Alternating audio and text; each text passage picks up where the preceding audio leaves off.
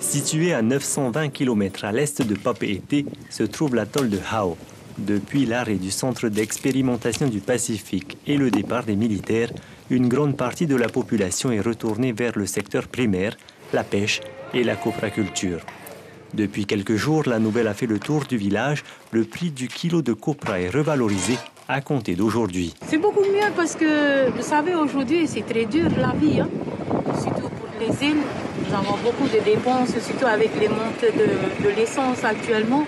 Voilà, avec le pesage qu'il y a eu, on est très content de ce qu'on nous donne quand même si c'est 5 francs de plus. C'est beaucoup pour les îles.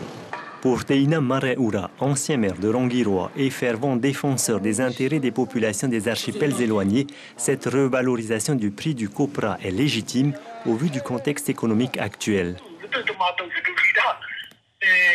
Notre démarche est simple. Il faut aider les habitants des îles face à l'augmentation du coût de la vie. Le prix des hydrocarbures a augmenté, les prix des produits alimentaires ont augmenté. C'est la raison pour laquelle nous avons demandé au gouvernement cette augmentation, même si pour moi, ce n'est pas suffisant.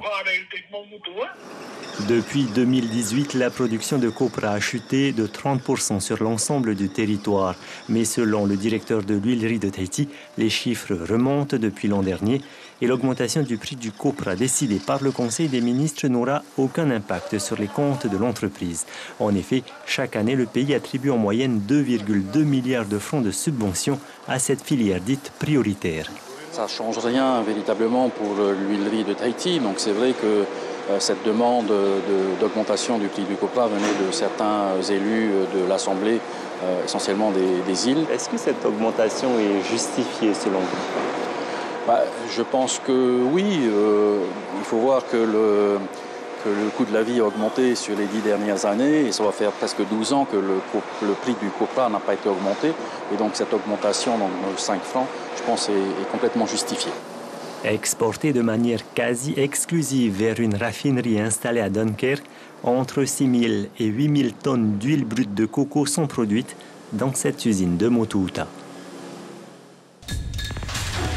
L'information en continu sur Polynésie la première, Internet et réseaux sociaux.